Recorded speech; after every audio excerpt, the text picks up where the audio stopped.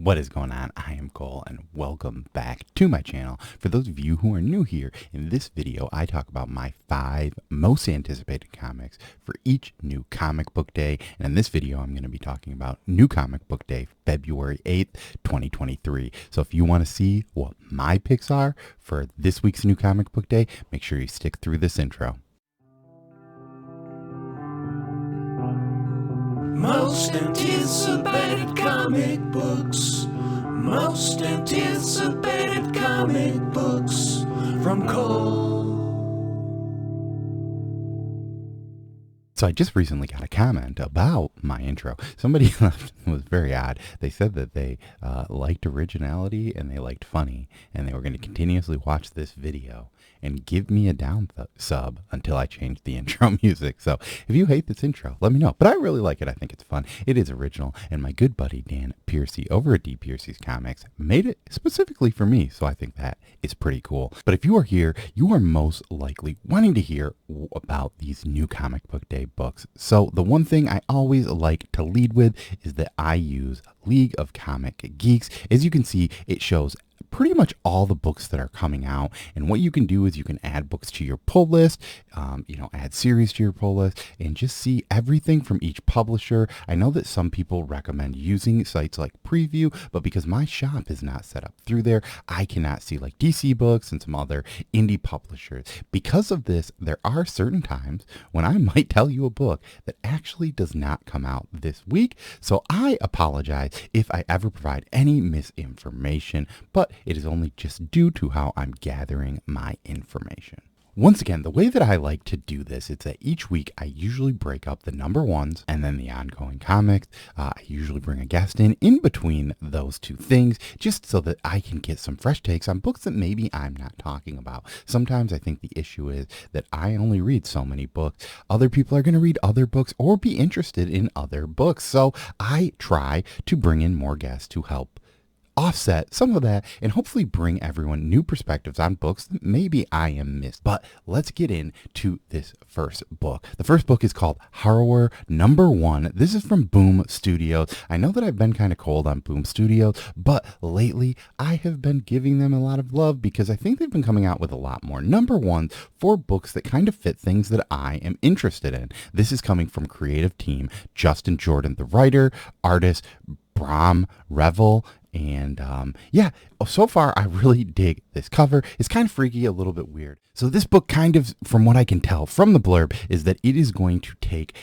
some sort of a boogeyman that is set for only this small town in New York. I think this sounds kind of cool. They have been making a lot of boogeyman e-books lately. I know, like with the book The Closet, there has also been the book Boogeyman. And so, it's kind of been a book that maybe people are talking about. I've not really loved any of those books, so hopefully maybe this is the Boogeyman book that is made for me.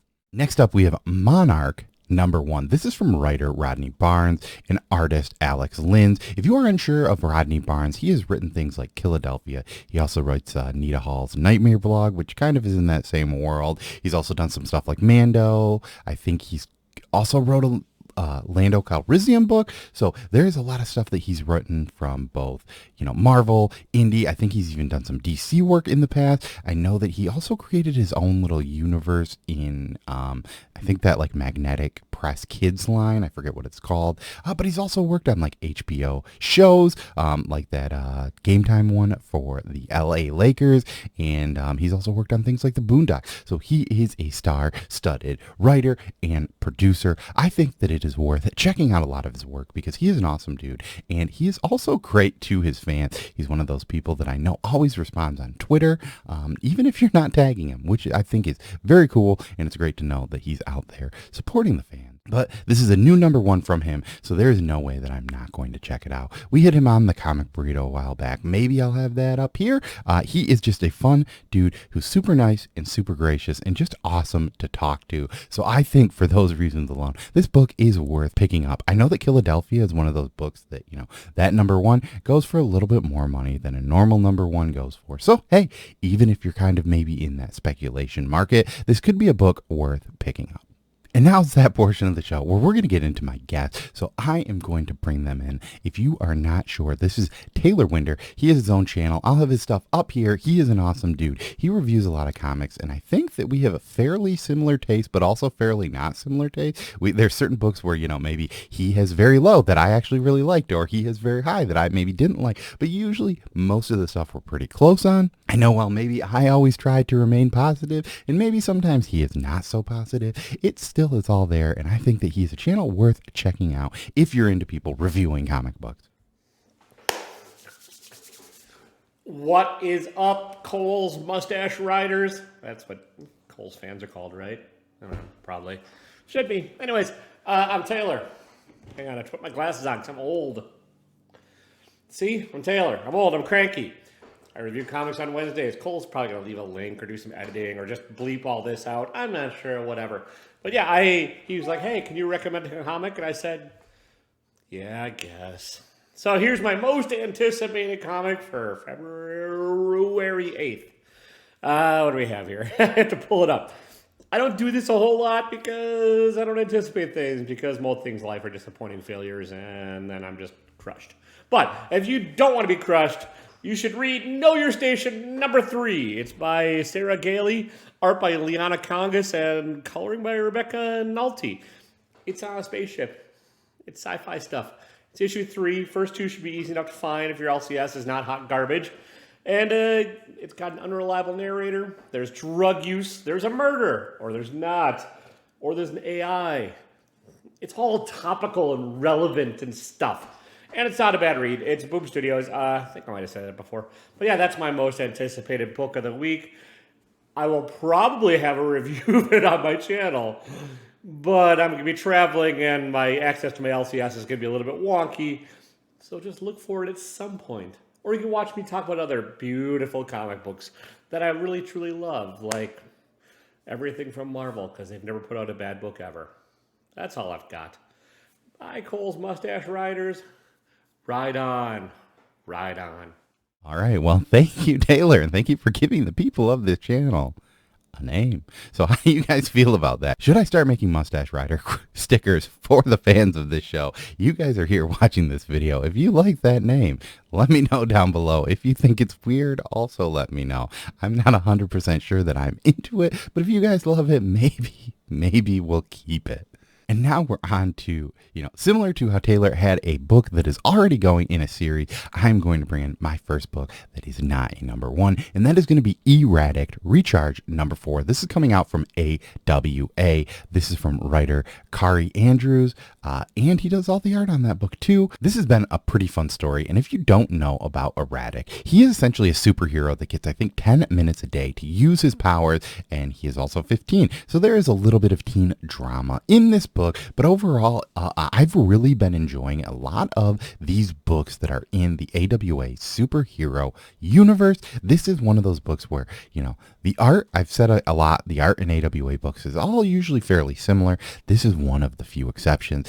Kari Andrews has a very distinct style. Yeah, it's definitely a little bit different. This is the final issue, so I'm excited to see how season 2 of this book goes. I've been having a lot of fun with it, and it is, I think, the first teen book that AWA put out. So if you have a young teen that likes superheroes and wants to read about a new superhero, E-Ratic Volume 1 and Volume 2 might be 2 good books to pick up for them. Next up, we have Spy Superb #2 from artist and writer Matt Kindt. He's doing it all on this one, folks, and I have really been loving it. If you know me, I'm a huge fan of Matt Kindt. I don't know why, but this first issue of this book definitely somehow missed my radar. I knew that it was coming out, so I was pumped for it, but I did not talk about it on this show, and that would normally be a book that I should talk about. I would say this book is one downside that some people are going to hate, and that is that it is a price tag of $7.99. These are fairly large books. I think the first one was 64 pages. I could be wrong, and if I am, let me know in the comments down below. But this is coming from the Flux House imprint at Dark Horse, which I think is Matt Kindt's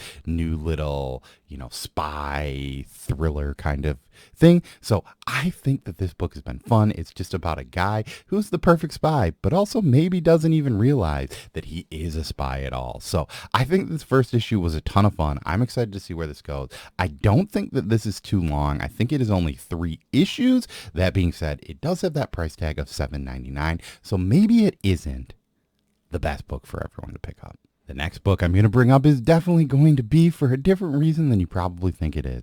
It is Batman number 132. So I recently had Batman 131 on my list, but that was on for a very different reason. I was interested in how this story was going. I am not personally super in love with the way that this story is going, but I wanted to bring this issue up because I wanted to talk about some of these covers. So Nathan Scherzy is a artist that I've been getting very into lately, and he has 3 variants for this. So he has the original A, which has both Batgirl and Catwoman on it, and then he has the B variant and the C variant, which is the same as the B, but foil. So I really liked all of these covers. These are the reason that this book is making it. I have not actually had a book strictly for cover purchases alone, but I am fairly this week seemed to me fairly low. There was certain stuff that I wanted to talk about and certain stuff that just didn't really make sense to talk about, I guess. So it was kind of weak for me.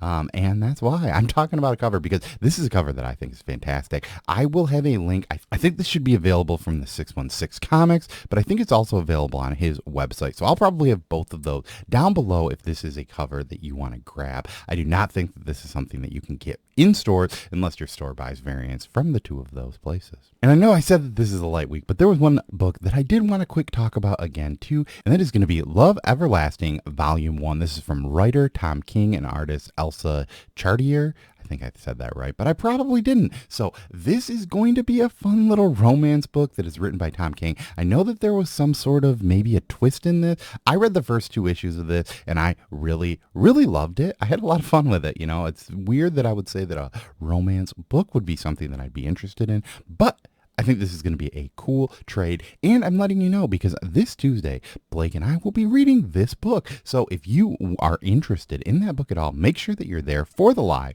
I will be giving a copy of the trade away during that live stream. And yeah, we'll talk about what we liked about it, maybe what we disliked about it, and whether or not it is worth picking up. And we're to the final spot, which is everyone's favorite, and that is what bad idea book is coming out this week. And that's going to be The Finder, number 1. And yeah, if you couldn't tell from this, I don't know what's going on with this cover, but it is pretty creepy. It is a cover price of $7.99 and it has 40 pages, but it looks like it's going to be maybe another little like haunted house ghost story is what I would guess from this. They do not have blurbs on this on League of Comic Geeks, so I don't really know too much about what's going on, but I think as I'm going into the Bad Idea fan club, it is one of those things where I can't not talk about Bad Idea books. So have you been all in on Bad Idea? If so, let me know in the comments down below. So once again, those are going to be the books that I have in my most anticipated books for February 8th, 2023. For me, it seemed like kind of a light week, but let me know if you think differently. Is there a book that you're really interested in? Maybe a trade paperback similar to Love Everlasting? Or is there a cover out there that just really sparked your interest like Batman 132 has for me? I would love to know. I like doing this to interact with other people in the comic book community. So if you are interested in being a guest, just like my buddy Taylor Winder was this week, I would love to have you on. I always love getting new takes from other people. So once again, hit me up on Instagram. My Instagram is in my link tree down below. And like I said, yeah, let me know. It doesn't have to be, your typical what everyone's interested in. I just like hearing what other people are anticipating for New Comic Book Day. So as always, I have been Cole, and as a wise man once said, ride on. Peace. Most anticipated comic books. Most anticipated comic books from Cole.